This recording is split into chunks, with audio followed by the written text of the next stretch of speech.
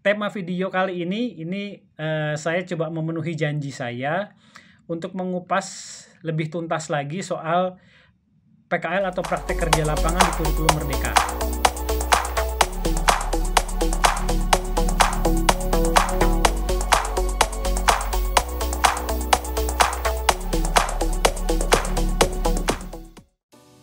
Nah, udah mulai ya. Oke teman-teman, selamat siang. Assalamualaikum warahmatullahi wabarakatuh. Salam sejahtera untuk kita semua. Ketemu lagi sama saya Om Tri. Nah, ini saya lagi ada di Tangerang, tepatnya di Hotel Episode. Ini di Gading, di Serpong. Gitu. Seperti biasa, saya belum pulang ke rumah. Gitu. Tadi kemarin habis acara literasi digital di Bogor, langsung nyambung ke Serpong Tangerang. Nah, ke Serpong ini saya bukan dalam acara literasi, tapi evaluasi proses literasi digitalnya. Nah, saat ini sudah bulan Oktober ya.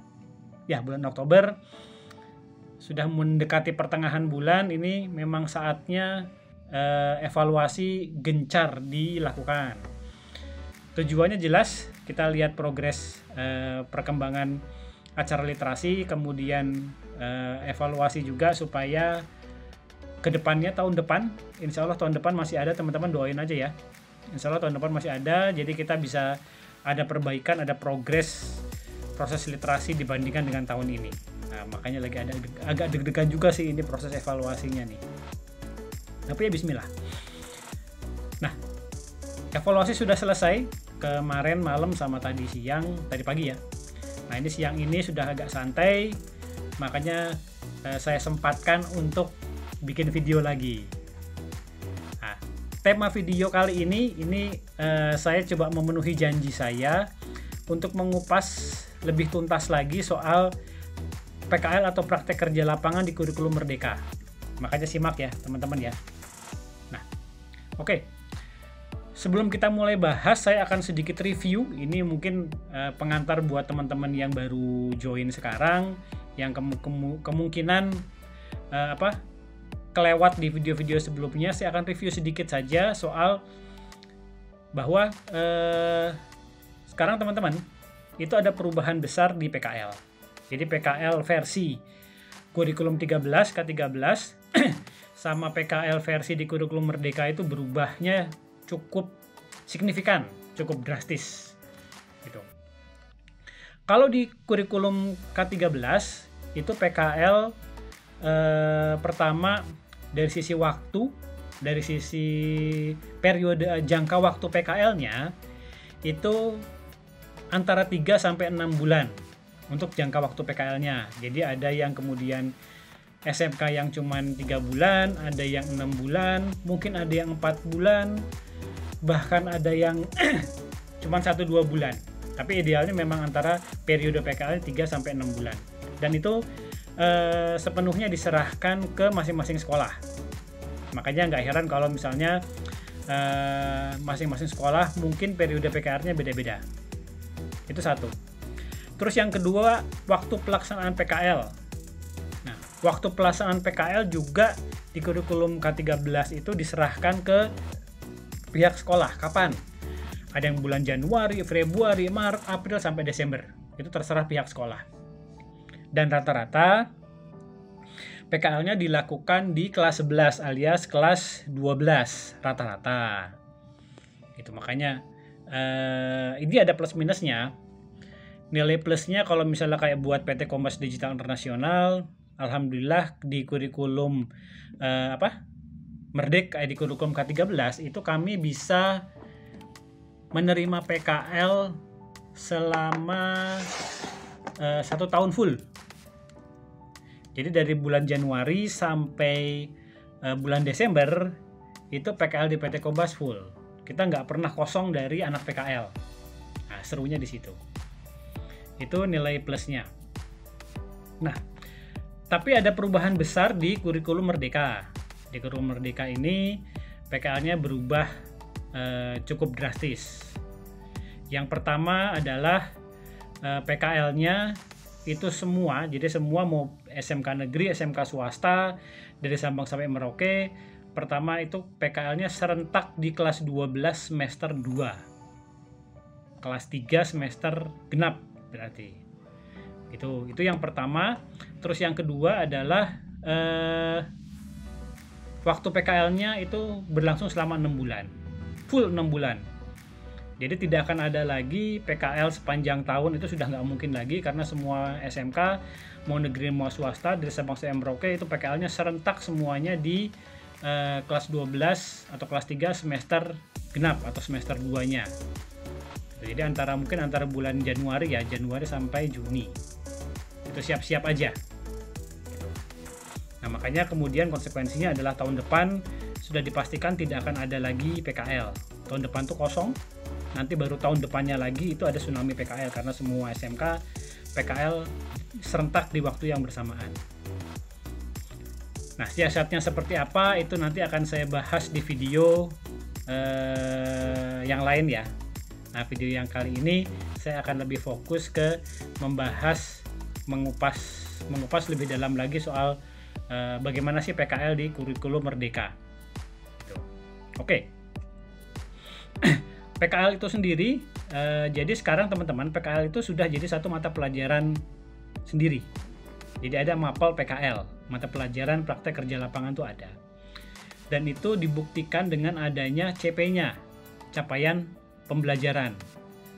Gitu. Jadi ada capaian pembelajaran untuk mata pelajaran praktek kerja lapangan. Kalau misalnya zaman dulu di kurikulum K13 itu namanya KIKD, kompetensi inti dan kompetensi dasar. Sekarang itu udah nggak ada, udah dihapus. Gantinya adalah CP, alias capaian pembelajaran. Nah, apa itu CP? Ini kayaknya saya juga perlu bikin video khusus soal CP ya. Nanti aja tapi ya. Ini sekilas aja nih. Jadi capaian pembelajaran itu adalah kompetensi pembelajaran yang harus dimiliki, harus dicapai oleh siswa. Atau istilahnya peserta didik. Nah, jadi CP adalah capaian pembelajaran adalah belibet ini yang ngomongnya. Capaian pembelajaran adalah kompetensi pembelajaran yang harus bisa dicapai, harus bisa diraih oleh peserta didik untuk setiap fasenya. Jadi ada fase A sampai F. Itu kalau misalnya siswa kelas 11 dan kelas 12 itu masuknya ke fase F. Jadi itu kompetensi yang harus dicapai untuk siswa. Jadi kalau misalnya untuk PKL sendiri, capaian pembelajaran PKL adalah kompetensi pembelajaran yang harus bisa dicapai oleh peserta didik di setiap fasenya. Kalau untuk mata pelajaran PKL itu masuknya di fase F. Gitu. Fase F itu untuk kelas 11 dan kelas 12 kalau saya nggak salah ya. Gitu. Nah, kenapa kok perlu PKL? Nah, rasionalisasinya apa? Latar belakangnya apa? Gitu. Kita juga perlu paham nih ya. Nah, kalau di rasionalisasi untuk PKL di kurikulum Merdeka sebetulnya tidak terlalu jauh berbeda, hampir sama dengan di kurikulum K13. Ya, rasionalisasinya adalah bahwa ini adalah PKL adalah wahana, tempat, ruang pembelajaran bagi siswa untuk mengasah soft skill sama hard skill-nya. Gitu. Di dunia kerja tentu saja ya. Jadi yang disebut soft skill adalah kemudian karakter, budaya kerja kayak gitu ya. Dan lain-lain, sementara hard skill-nya itu kan lebih ke skill teknis atau kompetensi teknis siswa. Gitu. Jadi ajang pembelajaran di dunia kerja untuk melatih, menerapkan, mengupgrade si soft skill sama hard skill-nya. Itu fungsinya PKL. Kenapa? Supaya siswa itu dapat experience, dapat pengalaman secara real, betapa serunya, betapa asiknya, betapa stresnya juga dunia kerja. Gitu. Jadi memang belajar caranya kerja, harus terjun ke lapangan. Nah, itu tujuan PKL-nya tidak ada perubahan, hampir sama seperti di kurikulum K13. Gitu. Nah, lebih detail lagi ya. Gitu. Jadi si capaian pembelajaran untuk mata pelajaran praktek kerja lapangan atau CP Mapel PKL itu di breakdown jadi memiliki 4 elemen.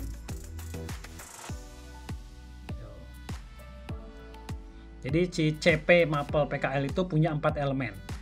Ini yang perlu kita ketahui. Elemen pertama adalah internalisasi dan penerapan soft skill-nya. Itu CP elemen yang pertama, Elemen yang kedua adalah penerapan hard skill-nya. Gitu. Elemen ketiga adalah peningkatan dan pengembangan hard skill. Kalau tadi hanya penerapan saja, ya ini sudah mulai peningkatan dan pengembangannya dari hard skill-nya. Dan yang keempat adalah penyiapan kemandirian berwirausaha. Ini dicatat ya. Jadi CP capaian pembelajaran untuk Mapel PKL praktek kerja lapangan itu ada 4. Nah, yang pertama adalah internalisasi dan penerapan soft skill. Yang kedua adalah penerapan hard skill-nya. Yang ketiga adalah peningkatan dan pengembangan hard skill. Dan yang keempat penyiapan kemandirian dan wirausaha. Itu 4. Nah, penjelasannya seperti apa Om Tri? Ini saya coba bantu sedikit ya. Jadi elemen pertama, internalisasi dan penerapan soft skill itu lebih ke bagaimana nanti siswa bisa menerapkan etika berkomunikasi secara lisan ataupun tulisan. Gitu. Jadi komunikasi di dunia kerja itu kayak gimana? Cara dia ngobrol sama rekan kerja, sama bos, berkomunikasi ya. Kemudian nanti juga berarti termasuk karena lisan dan tulisan, termasuk bagaimana nanti dia misalnya ngirim surat, ngirim email, bikin CV gitu ke kurikulum vitae kayak gitu kan. Emailnya tentu saja email resmi ya, email resmi kerja ya. Itu kemudian bagaimana integritasnya. Integritas itu berarti sifat-sifat kayak misalnya jujur, disiplin, komitmen, tanggung jawab gitu. Itu juga nanti akan, dan lain-lain ya. Juga akan bicara soal etos kerja. Terus juga internalisasi soft skill itu termasuk gimana sih mereka bisa bekerja secara mandiri dan juga bekerja dalam tim gitu. Yang seperti itulah. Itu internalisasi dan penerapan soft skill-nya. Jadi poinnya pertama di komunikasi, kedua di integritas, terus etos kerja, terus kemampuan bekerja secara tim dan secara mandiri. Itu internalisasi dan penerapan soft skill. Yang kedua soal tadi apa ya? Penerapan hard skill-nya. Nah, berarti kalau penerapan hard skill di dunia kerja, di dunia industri, di tempat kita adalah bagaimana siswa PKL itu bisa, siswa SMK yang sedang PKL itu bisa menerapkan pekerjaan sesuai dengan SOP yang sudah kita miliki. Karena kan hubungannya dengan hard skill nih, dengan kompetensi, dengan skill teknisnya mereka. Jadi bagaimana mereka bisa melakukan pekerjaan, menjalankan kewajibannya, tugasnya itu sesuai dengan SOP-nya kita. Itu elemen yang kedua. Nah, elemen yang ketiga itu peningkatan dan pengembangan hard skill-nya. Nah, ini baru. Mereka harus mendapatkan kompetensi baru atau kemampuan teknis baru yang belum dipelajari di sekolah.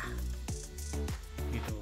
Jadi ada upgrade-nya, nggak cuma kemudian sekedar mereka dapat ilmu dari sekolah diterapkan di dunia kerja, enggak, tapi mereka juga harapannya bisa dapat ilmu baru, kemampuan teknis baru, kompetensi baru, gitu, sesuai dengan kompetensi keahliannya mereka masing-masing. Jadi kalau misalnya di digital marketing ya mereka dapat teknik jualan online baru, misalnya seperti itu loh. Gitu. Kalau misalnya mereka jurusan perkantoran ya berarti mereka dapat teknis soal manajemen database yang baru, yang belum mereka dapatkan dari sekolah. Hal-hal seperti itu. Jadi selain mereka menerapkan, mereka juga dapat kemampuan teknis yang baru. Nah, elemen yang keempat itu yang penyiapan dan kemandirian berwirausaha, itu lebih ke ini mungkin saya juga belum terlalu paham ya, karena di pikiran saya memang terus terang konteksnya itu lebih ke dua jurusan yang saat ini memang secara intens didampingi oleh PT Kombas, yaitu pemasaran sama MPLB, manajemen perkantoran dan layanan bisnis. Jadi mohon maaf kalau mungkin contoh-contoh yang saya sampaikan itu cenderungnya lebih ke dua jurusan itu gitu. Oke, balik lagi ya. Jadi kalau ke penyiapan dan elemen penyiapan kemandirian berwirausaha, kalau saya pribadi menangkap lebih ke bagaimana menyiapkan kemandirian si peserta didik, si siswa untuk siap berwirausaha. Gitu. Siap berwirausaha itu berarti konteksnya lengkap ya, dari mulai dia ada fase mindset wirausahanya, kemudian kemampuan dia melakukan riset pasar, riset produk, riset kompetitor, kemudian bikin analisis usaha, kemudian bikin konten, upload, optimasi sampai segala macamnya selesai. Gitu. Itu penjelasan dari ke 4 elemen itu. Gitu. Nah, capaian pembelajarannya seperti apa? Gitu. Ini outputnya ya, output dari PKL yang dilakukan. Nah, kalau misalnya tadi internalisasi elemen pertama, internalisasi dan penerapan soft skill-nya, berarti outputnya itu setelah PKL, itu siswa mampu menerapkan komunikasi yang baik dalam bisnis. Gitu. Terus mampu juga menjadi orang yang berintegritas, karena tadi kan ada integritas ya. Gitu, integritas misalnya ya jujur, disiplin, komitmen, tanggung jawab, kayak gitu. Gitu. Terus juga bisa bekerja secara tim, bisa bekerja secara mandiri. Itu outputnya seperti itu. Gitu. Terus untuk elemen kedua, penerapan hard skill-nya, itu berarti setelah PKL peserta itu diharapkan, jadi siswa PKL diharapkan mampu bekerja secara profesional mengikuti SOP yang ada. Gitu, karena kan lebih ke penerapan hard skill-nya ya, penerapan hard skill-nya berdasarkan SOP di tempat kita, aturan kerja di tempat kita, gitu, sesuai dengan kompetensi mereka. Terus di elemen keempat yaitu peningkatan dan pengembangan hard skill, berarti harapannya siswa nanti sudah bisa mampu menerapkan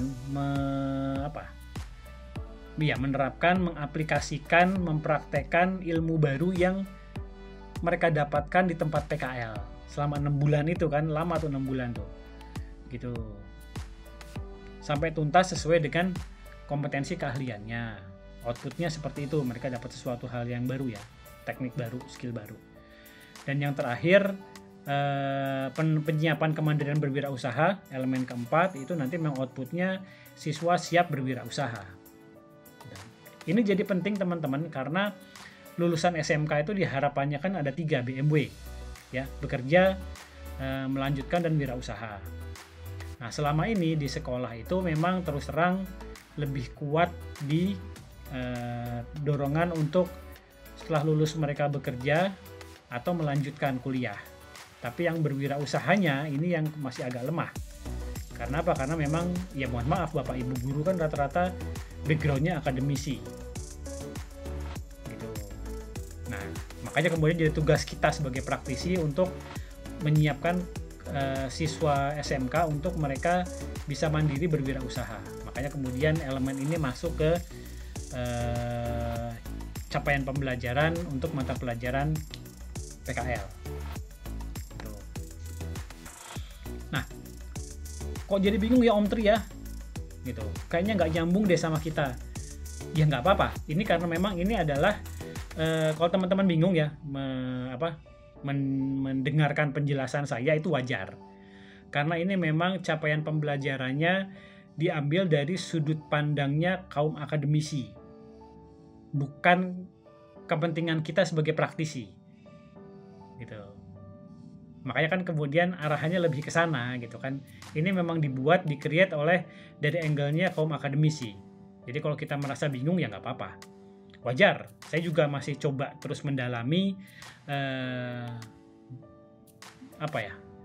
sebenarnya arahnya kemana gitu. Nah, tapi nggak apa-apa, ini sebagai wawasan saja bahwa memang Kerang PKL itu sekarang sudah jadi satu mata pelajaran, sudah ada CP-nya, bahkan jam pelajarannya itu cukup gede. Ini yang paling gede. Jadi JP-nya, jam pelajarannya itu sampai 792 JP. Itu kalau di breakdown memang 6 bulan. Jadi 6 bulan itu sebetulnya terdiri dari 792 JP. Gitu. Itu teman-teman. Nah, gimana sih nanti prakteknya? Yang saya sampaikan tadi, CP itu hanya jadi gambaran saja buat teman-teman dari sudut pandang akademis itu seperti apa. Tapi nanti pas teman-teman dari mahasiswa PKL yang tadi itu cukup jadi gambaran saja, background saja. Habis itu teman-teman fokus bagaimana memaksimalkan siswa PKL yang ada itu untuk ngenjot omsetnya teman-teman. Jadi yang tadi nggak usah dipikir terlalu dalam juga gitu. Kita sebagai praktisi tugas kita bukan di situ. Itu yang tadi CP-CP itu adalah tugas untuk Bapak Ibu guru. Gitu. Itu kerangka besarnya. Tapi kita perlu paham, kita sebagai praktisi perlu paham supaya kita juga bisa ngerti sudut pandang kaum akademisi, Bapak Ibu guru itu seperti apa. Itu cukup sekedar dipahami saja. Setelah itu teman-teman kembali memaksimalkan siswa PKL seperti yang sudah dilakukan selama beberapa tahun terakhir ini. Fokus bagaimana mereka dapat kesempatan untuk belajar, bagaimana mereka dapat kesempatan untuk mengecap serunya, asiknya dunia kerja, terus bagaimana juga keberadaan mereka itu bisa berdampak positif ke omsetnya kita. Gitu. Mungkin itu saja dari saya teman-teman, sedikit review soal capaian pembelajaran mata pelajaran PKL. Agak pusing mungkin kalau misalnya teman-teman yang nggak terbiasa membedah kurikulum ini pasti pusing, tapi nggak masalah, cukup tahu aja. Nah makanya kalau masih pusing jangan lupa tinggalkan, kalau bingung ya tinggalkan pertanyaan di komentar di bawah, atau WA saya langsung, PM saya langsung, DM saya langsung, silahkan. Kalau teman-teman merasa postingan ini bermanfaat, jangan lupa dibagikan ke yang lain. Oke, itu aja teman-teman, sampai di sini aja ya untuk kali ini ya. Nanti kita lanjut lagi kapan-kapan. Wassalamualaikum warahmatullahi wabarakatuh.